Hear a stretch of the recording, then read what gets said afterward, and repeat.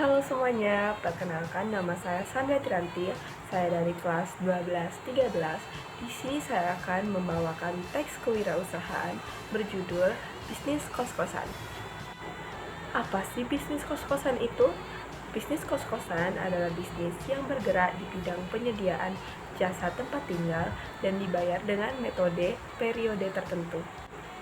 Bisnis kos-kosan memang mengeluarkan modal yang cukup banyak, namun jika kita bisa melewati poin-poin tertentu dan mengembangkan bisnis kos-kosan menjadi lebih baik, keuntungan yang bakal kita dapatkan bakal jauh lebih besar dari modal yang kita keluarkan.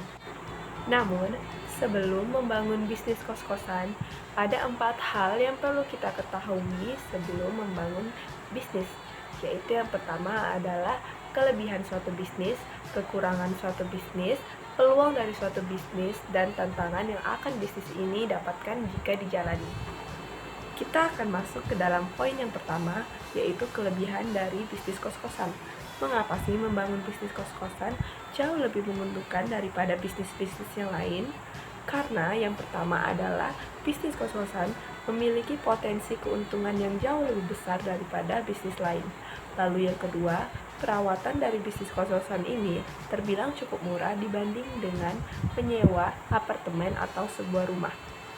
Dan yang ketiga adalah bisnis kos-kosan ini bisa dijual kembali ketika pemilik atau pengguna dari kamar tersebut sudah keluar dari kos-kosan tersebut. Lalu, kita akan masuk ke poin yang kedua, yaitu kekurangan dari bisnis kos-kosan. Menurut saya, kekurangan dari bisnis kos-kosan ini yang pertama adalah menggunakan modal yang cukup besar.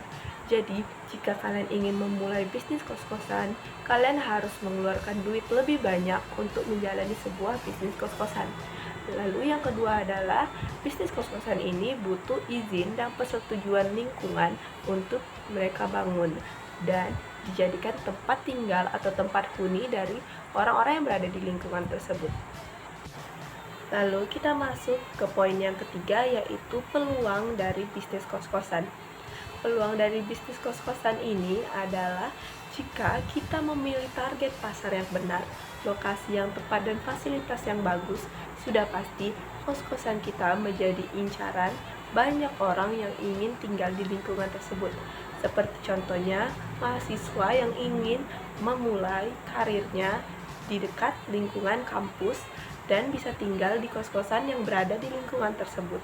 Lalu kita akan datang ke pembahasan terakhir dari teks kewirausahaan ini, yaitu adalah modal untuk membangun bisnis kos-kosan. Untuk membangun bisnis kos-kosan, kita perlu membeli terlebih dahulu lahan, dan kita akan beranggapan bahwa kita akan membeli lahan sebesar 120 meter dikali 1 juta, maka totalnya adalah 120 juta. Lalu kita akan membangun kamar-kamar senilai 2 juta per satu kamar, dan kita akan membangun 12 kamar, sehingga totalnya adalah 24 juta.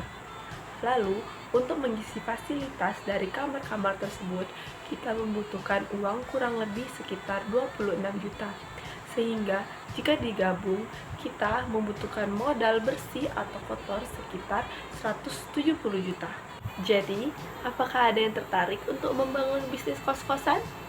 Kalau ada, kasih tahu aku ya, biar kita bisa sama-sama membangun bisnis kos-kosan bareng di masa depan.